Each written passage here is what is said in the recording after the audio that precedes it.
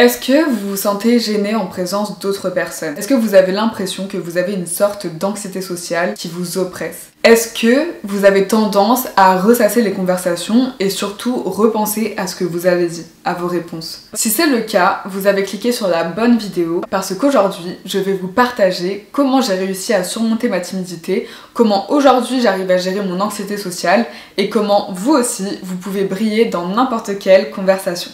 C'est parti! Pour commencer, je vais parler de la différence entre la confiance en soi et l'estime de soi. Souvent, on les confond, mais en fait, ils sont en réalité très différents. La confiance peut s'appliquer à des compétences. Vous devenez confiant dans les choses que vous répétez encore et encore, et c'est comme ça que vous finissez par les maîtriser, comme le fait de savoir faire du vélo ou le fait de conduire par exemple. Je me souviens quand j'ai appris à conduire en 2015, c'était il y a presque 10 ans, j'étais terrifiée, je voulais pas dépasser les 30 km/h, mais à force d'y retourner, de conduire encore et encore, dans mon esprit ça devenait de plus en plus facile et j'ai pris confiance. J'ai pris confiance dans ma conduite et je conduis maintenant sur les autoroutes sans problème. C'est pareil pour la socialisation, le fait d'être sociable, vraiment une compétence que vous pouvez développer tout simplement en la pratiquant encore et encore. L'estime de soi en revanche, c'est la façon dont vous vous voyez et vous vous percevez.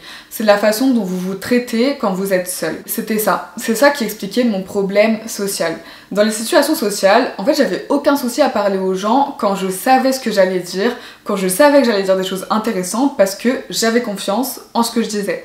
Mais comme j'avais une faible estime de moi, une fois rentrée chez moi, je ressassais littéralement tout ce que j'avais dit, je me demandais si finalement ça avait été si intéressant que ça, comment j'avais été perçue, si j'avais trop parlé. Et c'est là que j'ai compris que je devais travailler sur mon estime de moi pour avoir des interactions sociales plus saines. Parlons maintenant du small talk ou des conversations banales, des banalités. Vous savez, les conversations météo et prochaines vacances. Je dirais que la plupart des personnes ne les aiment pas. Il y a une période de ma vie où je détestais le small talk. Je trouvais ça inutile, je voulais immédiatement entrer dans les conversations profondes, entrer dans les sujets profonds. Mais en fait, la réalité, c'est que maintenant, j'adore le small talk parce que, en fait, je le vois totalement différemment. Maintenant, en fait, je vois l'utilité de ces conversations banales et surtout, en fait, elles ont un petit charme, vous trouvez pas? En fait, maintenant, j'ai compris que tout simplement, les banalités sont en quelque sorte les préliminaires d'une conversation. En fait, souvent, les personnes elles vont avoir besoin d'un échauffement pour sortir de sa tête, pour sortir de ses pensées et entrer en contact avec un autre être humain. Comme Shrek l'a si bien dit, on est comme des oignons. On est tous plein de couches. Les banalités, c'est comme éplucher la première couche. C'est aussi un moyen de tâter le terrain, de vérifier sur quelle ambiance on est avec cette personne. Vous pouvez déjà deviner si vous allez bien vous entendre avec la personne ou tout simplement si elle n'est pas d'humeur à parler. Par contre, on est d'accord que quand les banalités durent plus de 15 minutes, ça devient relou. Pour nous, comme pour l'autre. Quand vous parlez à des inconnus ou à des connaissances, en fait, il faut les imaginer comme des fours. Vous savez, le four, on le préchauffe avant d'y mettre le plat principal. C'est qu'une fois que vous avez gagné leur confiance, comme avec une amie proche, que vous pouvez les traiter comme des micro-ondes, où là, vous pouvez ouvrir directement et entrer dans le vif du sujet. Ça nous amène à la prochaine étape cruciale. Poser des questions. Je pense que mes questions préférées de small talk sont toutes simples. C'est juste des questions comme « Comment ça va ?» ou « Comment a été ta journée ?» Ou sinon, vous pouvez toujours commencer par « Ça va ?» et continuer avec un sujet ou un domaine de vie qui, vous savez, parle à votre interlocuteur. Par exemple, ça va le travail, ça va le bébé, ça va l'organisation du voyage. Vous voyez, ayez un peu ces domaines qui intéressent l'autre personne. Ensuite, l'objectif, c'est d'essayer de trouver ce que vous avez en commun avec cette personne.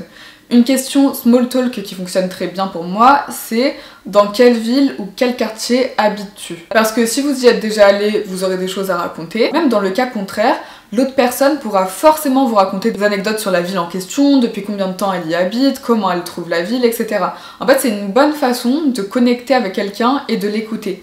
Et en fait, le truc, c'est que ça peut être très léger. Vous parlez aussi d'un bon restaurant, d'un parc agréable pour courir, n'importe quoi. Une autre question simple, en fonction du contexte, c'est qu'est-ce que tu bois? Parce que peut-être que vous buvez la même chose, ou peut-être que la personne s'y connaît en œnologie et pourra tout vous raconter sur les vins, peut-être qu'elle vous racontera son addiction au café, ou juste qu'elle boit du jus d'abricot parce que ça lui rappelle son enfance avec sa famille. Vous savez pas? C'est pour ça que j'ai fini par aimer les banalités, parce que c'est aussi une façon de voir si je connecte ou non avec cette personne, et ça permet aussi de garder les choses légères. Donc si ça se passe pas bien, je sais que je vais pas épuiser ma batterie sociale sur cette personne. Maintenant, une fois que le small talk est bien avancé, une fois que vous avez bien parlé de tout et de rien, et que vous vous sentez à l'aise, l'objectif suivant, c'est de trouver un sujet qui provoque de l'enthousiasme chez vous deux. Vous savez, ce sujet qui provoque cet éclat dans les yeux. En fait, maintenant, j'ai une sorte de répertoire de sujets intéressants qui peuvent parler à tout le monde et dont j'aime bien parler. Et donc, en fait, j'en parle naturellement pour voir si ça accroche avec l'autre personne. Malgré ce que je dis, c'est pas du tout robotique, c'est pas du tout quelque chose qui est réfléchi, c'est quelque chose que je fais maintenant inconsciemment. Aussi, j'aime trop parler des émotions, des ressentis. Donc, quand je le sens, j'aime bien parler de ça en me posant la question « Comment tu te sens en ce moment ?» Ou « Pas trop dur cette journée ?» J'ai l'impression en fait que ce sujet ouvre juste la voie à plein de sujets possibles. Ça permet d'aborder plein de choses comme le travail, la santé, la famille, les passions, le sport, la méditation, les voyages, les films, enfin plein de choses qui va vous permettre de passer d'un sujet à l'autre naturellement, vous savez, et de dérouler cette fameuse pelote de laine en sautant d'un sujet à l'autre sans fin. Mais je sais pas si c'est votre cas, mais moi personnellement j'aime pas poser des questions comme ça, qui arrivent comme un cheveu sur la soupe, hors sujet, hors contexte, qui arrivent un peu de façon maladroite sans qu'on comprenne pourquoi. Ça me met archi mal à l'aise, donc j'ai besoin que ça vienne naturellement. Alors pour ça, je vais parler d'un réel sujet qui me préoccupe en ce moment, et parfois en faisant le lien avec le small talk, avec les banalités, et surtout en essayant de rattacher la personne au sujet en lui posant une question. Par exemple, je peux dire « Ah, il fait trop beau aujourd'hui, ça me donne trop envie de me remettre au sport, je cherche une nouvelle activité sportive. Est-ce que toi tu fais du sport en ce moment ?» Ou juste « Ah, il fait moche aujourd'hui, ça me donne trop envie de regarder une nouvelle série cocooning, t'en as une à me recommander ?» Au début, je pensais comme beaucoup de personnes que pour être intéressant, il fallait être super intelligent ou super drôle ou tout autre cliché qu'on a en tête de la personne hyper extravertie. Et la meilleure et la plus belle façon d'être intéressant, c'est de s'intéresser sincèrement aux autres. En général, les gens aiment parler, même les plus grands introvertis, même les introvertis comme moi, mais la clé c'est de les mettre à l'aise. Et je pense que la meilleure façon de faire ça, c'est d'écouter activement. C'est vraiment de m'engager dans ce que les personnes disent, de me concentrer à 100% sur ce qu'elle me dit et limite d'oublier tout le reste, tout ce qui se passe autour. Pendant un instant, de me mettre complètement à sa place. Et de chasser aussi tout ce qui me vient à l'esprit pour me faire passer pour une personne soi-disant intéressante, comme ok, elle dit ça, donc je vais répondre ça après, ah ça me fait penser à ça, il faut que je lui dise ça. En fait, j'ai remarqué que ça nous déconnectait totalement de la personne et ça coupe parfois l'élan de la conversation. Vous savez, des fois vous l'écoutez même plus. Puis dites-vous que de toute façon, les meilleures réponses sont celles qui seront spontanées et elles vous viendront naturellement en écoutant vraiment, en ne vous mettant pas la pression pour paraître d'une certaine façon. En fait, je pense que l'apprentissage de l'écoute active, c'est un outil que tout le monde devrait apprendre, que l'on soit introverti ou extraverti. En fait, pour moi, c'est juste une compétence indispensable pour mieux vivre. Et je vous conseille aussi de lire le livre Comment se faire des amis et influencer les autres de Dale Carnegie, dont tout le monde est d'accord pour dire que le titre n'est pas du tout représentatif de ce qu'il contient, parce que, en fait, c'est tout simplement la bible des relations sociales, ce livre. En plus, il est pas très long. Et quand j'ai lu ce livre en 2021, ça a transformé et surtout ça a simplifié ma façon de voir les situations sociales. Et personnellement, quand j'ai découvert ce conseil d'écoute active, ça a été comme un soulagement pour moi, parce que en fait, d'un côté, ça m'a enlevé toute cette pression de, vous savez, devoir performer dans une conversation. Puis en fait, je suis beaucoup plus à l'aise à écouter et à poser des questions, surtout quand je connais pas la personne. Après, c'est sûr que j'adore parler, j'adore donner des conseils, et je pense que c'est parce que en fait, je suis ambivertie. Donc en fait, je suis en équilibre entre extraverti et introverti, même si je dirais que je suis quand même beaucoup plus introvertie, je pense à 65%. Et si vous voulez faire un petit test pour enfin savoir si vous êtes plutôt extra, intro ou ambiverti, je vous ai mis un lien en description. Donc, quand quelqu'un partage quelque chose avec moi, j'aime poser une question qui explore un peu plus en profondeur ce que vient de dire cette personne. Pensez toujours au pourquoi et au comment. Il y a toujours un pourquoi et un comment pour rebondir sur les sujets. Et vous savez maintenant à quel point j'aime parler des ressentis ou des sentiments. Donc en plus des pourquoi et des comment, je vais aussi beaucoup m'intéresser aux ressentis de la personne.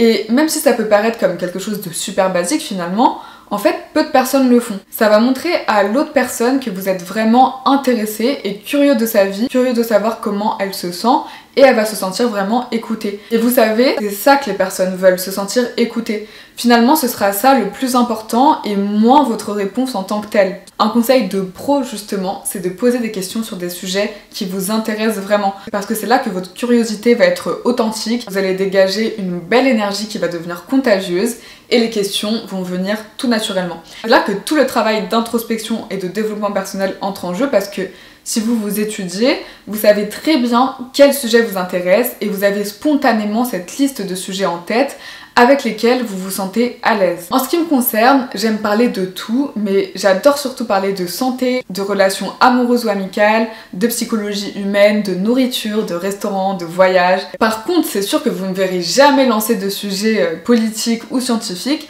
mais le truc c'est que je suis quand même quelqu'un de curieux qui m'intéresse à tout, et je suis très ouverte à tous les sujets. Je suis trop contente quand les personnes parlent de leur passion. Le truc c'est que quand vous posez des questions, il faut aussi laisser un peu d'espace pour voir où ça mène et ne pas essayer de tout anticiper.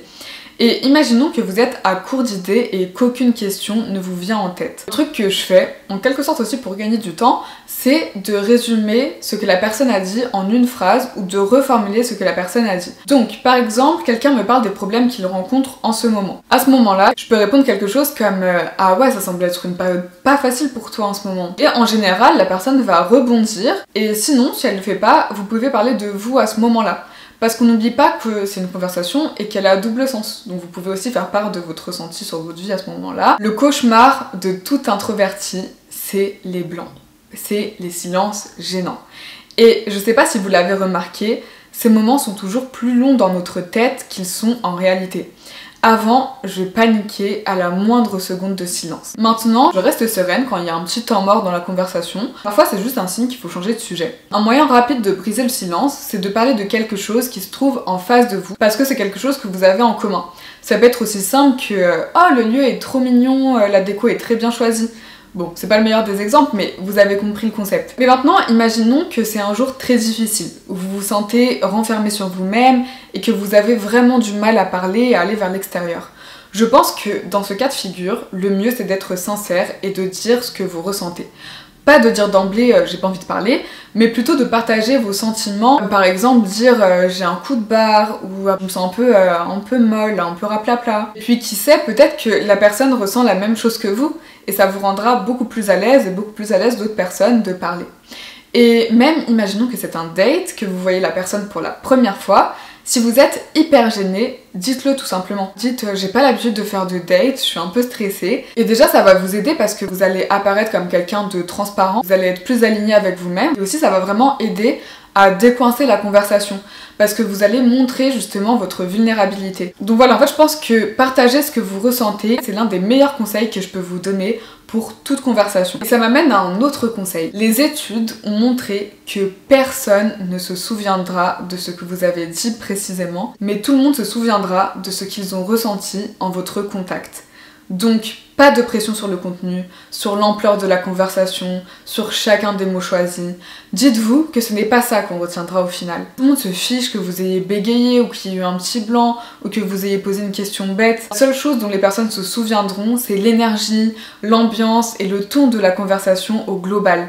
Donc, si vous avez réussi à rendre la personne face à vous à l'aise, c'est déjà une belle mission réussie. C'est ce qui comptera vraiment pour elle. Et quand on y réfléchit, après un événement, est-ce qu'on reste obsédé par ce que les autres ont fait ou par ce qu'ils ont dit? Certes, ok, certaines choses peuvent nous marquer, mais finalement, chacun reste le personnage principal de sa vie et on va beaucoup plus penser à nous-mêmes, à ce qu'on a dit, à ce qu'on a fait, à ce qu'on a vécu et comment on s'est senti, plutôt que de rester complètement bloqué sur le comportement d'une personne. Et même si on a passé 8 heures avec une seule personne, ça va être pour elle le personnage secondaire de sa vie, et alors si on n'a eu qu'une petite interaction avec elle, on sera alors seulement un figurant. Mais attention, ça veut pas dire que ça ne compte pas. Comme on l'a dit, une personne se souvient toujours de comment elle s'est sentie auprès de vous, même si ça n'a été que quelques secondes. Mais même si vous avez l'impression de vous être loupé pour cette fois, que vous avez l'impression d'avoir donné une mauvaise impression, il n'y a aucun souci, vous aurez sûrement une autre occasion d'essayer de nouveau. Rappelez-vous que pour la personne, ça compte beaucoup moins que l'ampleur que ça peut prendre dans votre esprit. En vrai, il y a eu tant de moments où je me sentais pas au meilleur de ma forme, mais je me suis confrontée à des situations sociales quand même, et ok, j'ai sûrement pas fait une grande impression, mais finalement, j'aborde les choses avec légèreté et maintenant, en fait, j'attends avec impatience le prochain moment où je vais les revoir parce qu'on peut toujours se rattraper, vous savez. On a beau dire que la première impression est la plus importante, en fait, je suis persuadée que de toute façon, une relation, ça se crée sur le long terme. On a toujours la chance de pouvoir être perçu différemment la prochaine fois. Vous savez, on a tous ce genre de préjugés. Vous savez, quand vous voyez quelqu'un et quand vous vous dites oh cette fille je vais pas l'aimer. Au final elle finit par devenir votre meilleure amie. Donc pour récapituler, quand vous êtes face à un inconnu, observez et cherchez à trouver ce que vous avez en commun. Je trouve que le meilleur brise-glace pour ça, c'est de faire une remarque sur l'environnement dans lequel vous vous trouvez. Ça peut être aussi simple que ce qui se trouve en face de vous, le lieu dans lequel vous êtes, ou encore une personne ou un projet que vous avez en commun. Pensez à des remarques ou des questions comme « c'est sympa ce lieu, tu es déjà venu ici » ou « comment est-ce que vous avez rencontré telle personne que vous avez en commun » ou toute autre question brise-glace qui va servir à amorcer la conversation. Montrez-vous curieux et partez du principe que vous êtes là pour créer une connexion et tâter le terrain. Peut-être que vous êtes à l'aube d'une magnifique rencontre qui va marquer votre vie, peut-être que pas du tout et dans ce cas-là vous n'aurez rien perdu. Dans tous les cas, je vois les nouvelles rencontres un peu comme un paquet surprise parce que vous savez jamais ce que vous allez découvrir. Et quand c'est quelqu'un que vous connaissez, n'oubliez pas vos catégories de sujets favoris et les sujets qui parlent à votre interlocuteur. Voilà, là j'ai un rendez-vous avec une nouvelle esthéticienne. Je vais en profiter pour appliquer tout ce que j'ai dit ici parce que je la connais pas du tout. Voilà, je pense qu'en réalité on pourrait aller beaucoup plus loin sur ces sujets, sur le sujet des conversations et des relations sociales. Et vous savez, c'est très vrai, même la plus introvertie des personnes a besoin de relations sociales et même la plus extravertie des personnes a besoin de créer des relations profondes. Voilà, c'est une vidéo intemporelle qui s'adresse vraiment à tous et c'est aussi un sujet, ce sujet des relations sociales, de la psychologie humaine qui me fascine. Je pense aussi que ce serait trop bien qu'on partage tous en commentaire notre question small talk préférée, notre question préférée pour briser la glace et lancer une conversation. Donc voilà, dites-moi ça dans les commentaires ci-dessous. N'oubliez pas de vous abonner si c'est pas déjà fait. Et merci beaucoup d'avoir regardé cette vidéo. Sortez, parlez aux gens et n'ayez plus peur d'être gêné, ne soyez plus freinés par ça. Vous pouvez le faire. Je vous dis à bientôt et je vous fais de gros bisous.